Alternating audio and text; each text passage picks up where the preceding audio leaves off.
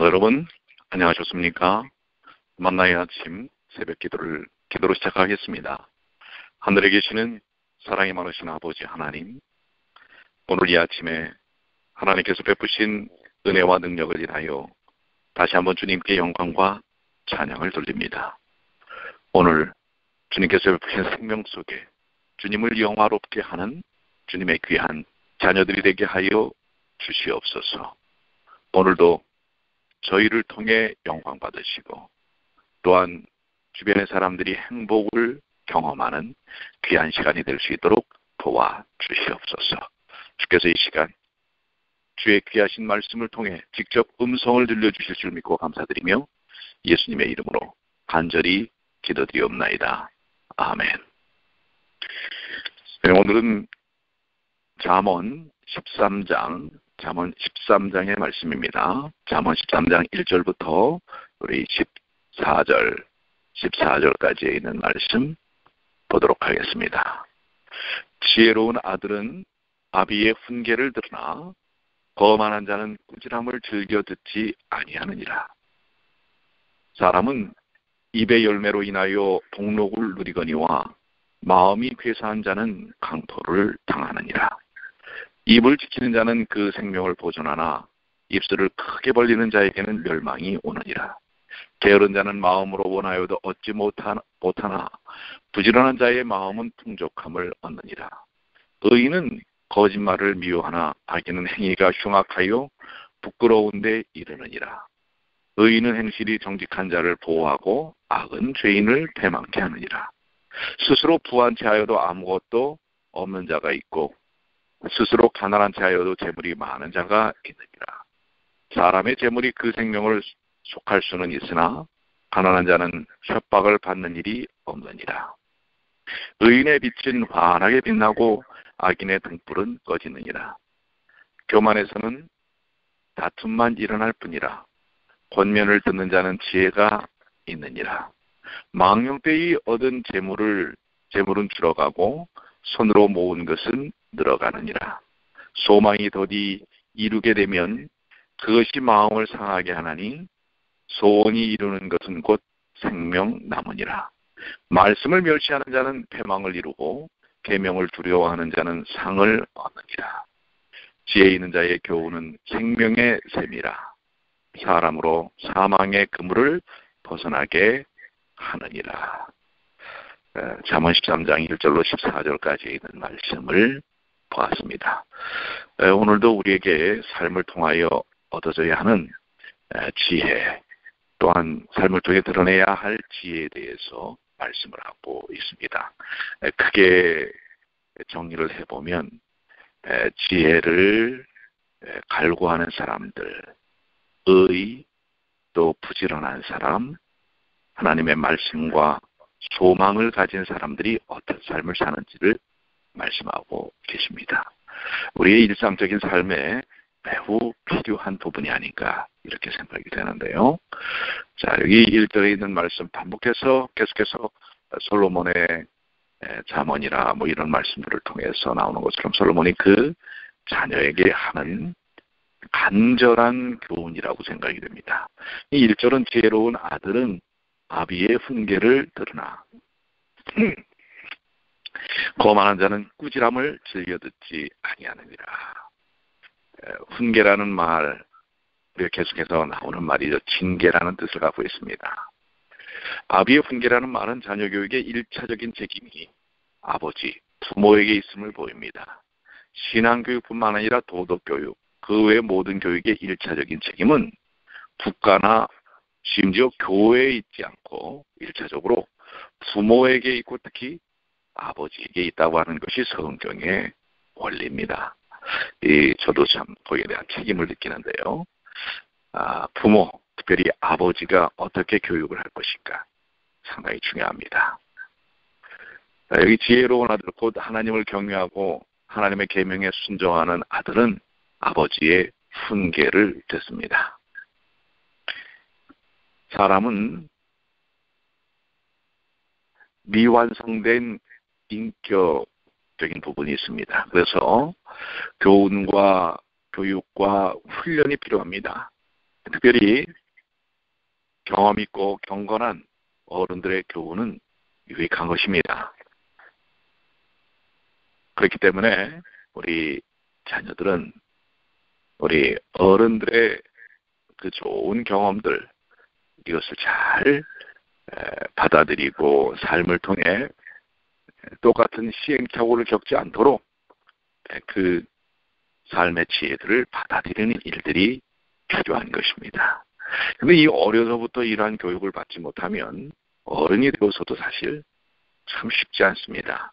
어려서부터 받아들이고 훈련되고 교육받는 경험을 갖지 못하면 어른이 되어서도 남의 이야기를 듣지 않습니다. 그래서 자기 생각에만 고집하는 것입니다. 갇혀있게 되는데요. 그렇기 때문에 여기 거만한 자라는 말로 표현한 것처럼 아주 이기적이고 에고이즘적인, 독선적이고 자기의 고집의 틀 안에, 패러다임 안에 갇혀있게 되는 것입니다. 그래서 지금 우리 부모들은 자녀들에게 잘 교육하고 교훈하는 일차적 책임이 있다는 사실을 기억하고요. 교회나 사회나 국가의 그 책임을 떠넘기면 안 된다는 사실입니다. 2절입니다. 사람은 입의 열매로 인하여 복록을 누리거니와 마음이 괴사한 자는 강포를 당하느니라. 우리 계속해서 요즘 매일 나오는 주제가 이 입을 통해서 나오는 말을 어떻게 할 것인가라고 하는 것입니다. 오늘도 여지없이 우리에게 주시는 말씀입니다. 특별히 마음이 괴사한 자는 강포를 당한다라고 하는데요. 이것은 반역자들, 배신자들의 어떤 생각, 뜻 이런 것입니다. 반역자들은 남을 악하게 비방하고 대적하고 불평하며 속이는 말을 한다는 사실입니다. 그러나 그들은 결국 강포를 당할 것이다. 강포는 하나님께서 공의로 내리시는 보응을 가리키는 것입니다. 악인들은 공의로 보응을 받을 것입니다. 그것이 성경의 원칙입니다. 그러나 우리는 아무리 괴사한 일을 했다 할지라도 그리스도의 십자가를 통하여 용서를 경험한 사람들이 아니겠습니까?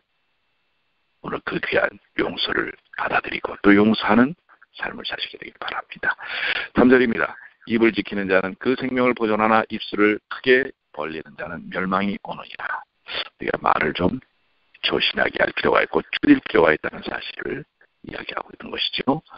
4절 게으른 자는 마음으로 원하여도 얻지 못하나 부지런 자의 마음은 풍족함을 얻느니라. 그렇습니다. 게으른 자들은 마음만 앞서 있어요. 그럴 때가 많습니다. 그러나 부지런한 자는 그 마음도 풍족하고 삶을 통해서도 풍족하게 된다는 사실이죠. 5절 의인은 거짓말을 미워하나 악인은 행위가 흉악하여 부끄러운데 이르느니라. 우리 어제도 거짓말에 대한 부분이 나왔습니다. 거짓말은 하나님 앞에서 사람 앞에서 모든 좋은 관계를 하루아침에 깨뜨리는 아주 나쁜 악입니다. 하나님은 진리 하나님, 진실의 하나님이시기 때문에 그렇고요. 마귀는 거짓말장이고 거짓의 아비입니다. 마귀에게 속하는 것입니다. 그래서 하나님은 거짓을 미워하십니다. 심지어는 십계명의 9째 계명의 거짓말은 명백히 정죄된 죄악입니다. 거짓말은 천국에 들어가지 못할 죄악이라고 하는 사실이죠. 거짓말은 큰 죄악이라는 사실을 우리가 마음속에 하루 새겨야 할 것입니다. 6절 의인은 행실이 정직한 자를 보호하고 악은 죄인을 패망케 하느니라. 그렇죠. 여기서 의, 여러분들 이 의가 무엇인지 아시죠? 십자가의 의입니다. 7절 스스로 부한 자여도 아무것도 없는 자가 있고 스스로 가난한 자여도 재물이 많은 자가 있느니라. 재미 살다 보면 이런 경우들을 우리가 많이 봅니다. 겉으로는 아주 부한 것 같지만 부한 채하지만 사람들이 그걸 모르지 않거든요. 특히 하나님은 정확하게 아십니다. 여기 이 부분을 영어 성경 번역으로 하면 자신을 부하게 만들어도 아무것도 없는 자가 있고 자신을 가난하게 만들어도 크게 부유한 자가 있느니라라고 예전에는 그렇게 또 번역된 부분이 있습니다. 그러면 이것은 뭘 의미할까요? 겉으로 아무리 꾸민다 할지라도 그 속이 정직하고 성결하고 거룩하지 못하면 사실은 아무것도 아니라고 하는 것입니다. 우리는 그 마음의 중심, 그래서 하나님께서는 우리의 중심을 보신다고 하지 않았습니까? 이 세상에서도 마찬가지입니다. 겉으로 아무리 꾸미고 허세를 부려도 그 안이 비어 있으면 그것은 아무것도 아니라고 하는 것입니다. 그리고 자신을 가난하게 만들어도 크게 부유한 자가 있느니라라고 하는데 이것은 뭘까요? 자신을 낮추는 것을 이야기하는 것 아니겠습니까? 겸손하고 다른 사람들을 구제하고 따뜻하게 봉사하는, 사실 오늘 우리 재림교회 이 부분이 참 필요한 것이라고 할 것이라고 생각이 됩니다. 사실 우리의 삶을 통하여 자신을 가난하게 만들어서 크게 부여한 자, 참 중요한 주제라고 생각이 됩니다. 그렇죠. 자신을 낮추는 것입니다. 심령이 가난한 자는 복이 있나니. 그렇습니다. 오늘 우리에게 주시는 귀한 산상수훈의 말씀이라고 생각이 됩니다. 8절, 사람의 재물이 그 생명을 속할 수는 있으나 가난한 자는 협박을 받을 일이 없느니라. 자, 재물이 많으면 유익한 점이 많습니다. 돈이 있으면 필요한 좋은 것을 할 수 있고, 그렇죠. 또 혹은 생명을 위협을 당할 때 재물은 속전 몸값으로 사용할 수 있습니다. 그러나 그런 위험에도 빠지게 되는 것이죠. 오히려 그러나 가난한 자는 협박받는 일이 없다고 하는 것입니다. 사실 그렇지요. 많기 때문에 두려워하고 염려하는 경우들이 많습니다. 그래서 우리는 우리에게 주어진 부의 의미를 생각해야 할 것입니다. 그것은 내 것이 아니라는 것이지요. 우리에게 주어진 부는 나누기 위한 하나님께서 주신 위탁물이라는 사실을 기억해야 합니다. 그래서 우리는 우리의 삶에 생명이 붙어 있는 동안 우리에게 주어진 그 네 가지의 귀한 요소들, 재능, 시간, 건강, 이런 모든 것들, 그것을 하나님을 향해 또 이웃을 향해서 잘 사용하고 봉사하는 일이 필요하다고 하는 것입니다. 오늘도 그 말씀의 뜻이 경험되어지는 귀한 하루가 되시게 되길 바랍니다. 9절, 악인 의인의 빛은 환하게 비추고 악인의 등불은 꺼지느니라. 말씀 그대로입니다. 10절, 교만에서는 다툼만 일어날 뿐이라 권면을 듣는 자는 지혜가 있느니라. 앞에 있는 말씀과 계속 그 내용의 의미가 같습니다. 우리의 마음속에 교만이 있으면 다툼이 일어날 뿐입니다. 그러나 겸손함이 있으면 화목이 일어난다고 하는 것입니다. 근데 이 말씀들이 항상 우리에게 주어질 때 많은 사람들이 이렇게 생각합니다. 그래, 자기에게 그 말씀의 권면을 이렇게 접근시키는 것이 아니라 다른 사람에게 꼭 적용을 시키려고 합니다. 교만에는 다툼만 일어날 뿐이다. 그러니까 그래, 너는 교만하면 안 돼. 이렇게 얘기하는데 이것은 바로 우리 자신에게 하시는 말씀이라는 사실이죠. 다른 사람이 아니라 우리 스스로가 교만에서 벗어나야 하는 것입니다. 11절, 망령되이 얻은 재물은 줄어가고 손으로 모은 것은 늘어가느니라. 망령되이라는 말은 헛되이라는 뜻인데요. 헛되이 얻은 재물이라는 말은 성실하게 수고하여 번 돈이 아니고 비정상적인 그런 방법을 통해서 번 돈을 가리킬 것입니다. 너무 과다한 이 물건을 팔 때 사가는 매입자들을 속이는 것이라든지 아니면은 없는 것도 있는 것처럼 하는 사기를 치는 것이라든지 다른 사람들의 마음을 현혹시켜서 판단력을 흐리게 하는 것이라든지 이렇게 부도덕하게 번 돈을 바로 망령되이 번 돈이라고 하는 것입니다. 불법이나 사기나 강탈로 얻은 재물이 그런 돈입니다.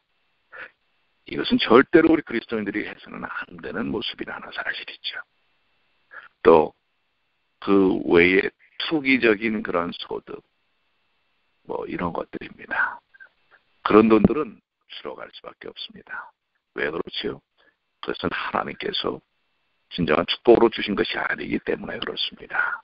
그러나 손으로 모은 것은 늘어가니라. 정당한 노동의 대가, 노력의 대가를 통해서 얻어지는 것들은 오히려 쌓이게 된다고 하는 것입니다.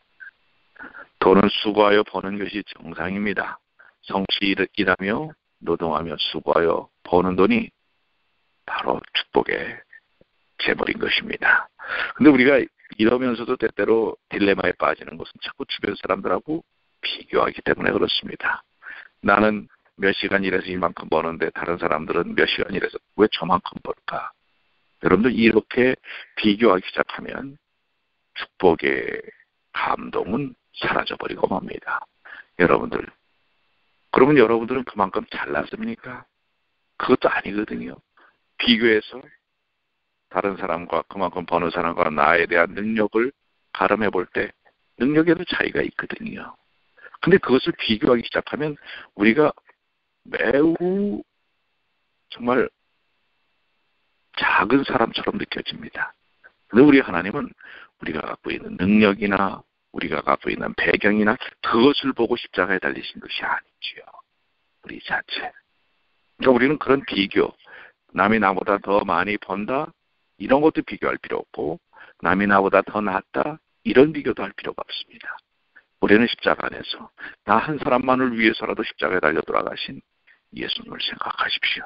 우리가 그렇게 소중한 사람입니다. 얼마나 감사한 일입니까? 그렇기 때문에 단돈 10불만 있어도, 아니 1분만 있어도 감사한 것입니다. 100만 불, 1000만 불이 없어도 감사할 수 있는 것입니다. 왜요? 생명을 주신 하나님께서 공급하시는 것은 무한한 값으로 치를 수 없을 것들을 우리에게 주신 것입니다. 여러분들 공기의 값을 치르십니까? 생명의 값을 치르십니까? 바로 이것이 은혜인 것입니다. 12절, 소망이 더디 이루게 되면 그것이 마음을 상하게 하나니 소원이 이루는 것은 곧 생명나무니라. 우리는 우리 삶에서 무엇이 부족할 때 그것을 바라며 소원합니다. 그러나 그것이 더디 이루게 되면 마음이 상합니다. 그렇기 때문에 우리가 소망을 둘 것이 무엇일까요? 또 소망을 이루는 시간 타이밍에 대한 것을 너무 우리의 타임 스케줄, 계획표에다가 맞추지 마십시오. 하나님의 시간 속에 하나님의 때에 맞추는 것입니다. 그러니까 여러분들 지금 어렵고 힘든 순간이 있어도 그때는 다 지나가게 되어 있습니다. 또 어떤 우리가 갖고 누리는 아주 영화로운 것들 또 어떤 때에는 또 그것이 지나갈 수도 있는 것입니다. 이 모든 때에 대한 부분이 하나님께 있다는 사실을 기억해야 합니다. 내 시간 속에 뭔가를 맞추게 되면 우리는 불안합니다. 초조합니다. 마음이 상할 수 있습니다. 그러나 하나님께서 가지고 계시는 시간표에 맞추면 여유가 생깁니다. 그리고 우리의 소망, 소원이 어디에다 마음을 놓아야 할까요? 이 땅에 보이다 없어질 것이 아니라 영원한 생명, 바로 그 생명에 두어야 하는 것입니다. 13절의 말씀입니다. 말씀을 멸시하는 자는 패망을 이루고 계명을 두려워하는 자는 상을 얻느니라. 이렇게 우리가 말씀을 이 아침에도 주어졌는데도 그냥 금방 또 잊어버릴 수가 있습니다. 그것은 바로 말씀을 멸시하는 것입니다. 그렇게 되면 패망에 이른다는 것이지요. 오늘 말씀을 소중하게 여기시고 받으신 오늘 은혜들을 오늘 우리의 삶 속에서 계속 묵상하면서 그 은혜를 묵상하시면 더 깊어지고 더 넓어지고 더 커진다는 사실을 기억하시게 되길 바랍니다. 14절입니다. 지혜 있는 자의 교훈은 생명의 샘이다. 사람으로 사망의 그물을 벗어나게 하느니라. 결론이네요. 그렇습니다. 오늘 우리에게 주신 하나님의 말씀은 생명의 샘입니다. 계속해서 여러분들 묵상하실 때 아주 은혜가 계속 솟아오르는 것입니다. 오늘 그 지혜의 교훈을 통해 생명의 샘 속에 푹 여러분들이 젖으시게 되길 바라고, 사망의 그물, 오늘도 우리를 얽매이는 많은 것들, 근데 무엇보다도 우리를 얽매이는 것은 우리 자신입니다. 우리 자신의 욕심과 욕망이고요. 죄라는 사실입니다. 거기서 벗어나면 진정한 평화와 행복을 얻을 수가 있습니다. 다른 사람들을 비교하고 다른 사람을 자꾸 불평불만하고 헐뜯고 이런 데서 벗어나야 합니다. 그런 자신 속에서 그 자신이 사망의 그물에 갇혀 있다는 사실입니다. 오늘 주님을 바라보십시오. 그러면 이 가운데서 찬양이 흘러나올 것입니다. 주님의 십자가의 은혜를 깊이 묵상하십시오. 여러분의 콧 가운데 콧노래가 나오는 것입니다. 오늘 하루 내내 주님을 찬양하는 콧노래를 부를 수 있는 주님의 귀한 자녀들이 되시기를 간절히 축원합니다. 기도하시겠습니다. 하늘에 계신 아버지 하나님, 오늘 저희들이 진정한 생명의 근원, 지혜의 근원, 하나님의 능력이 무엇인지, 은혜가 무엇인지를 깨닫게 해주셔서 감사합니다. 이제 우리의 모든 삶의 얽매인 것들을 다 떨쳐놓고 진정한 생명의 샘 속에서 하나님의 은혜를 풍족히 누리도록 도와주시옵소서. 오늘도 주님과 함께하는 행복한 하루, 은혜의 하루, 능력의 하루, 기쁨의 하루 될 수 있도록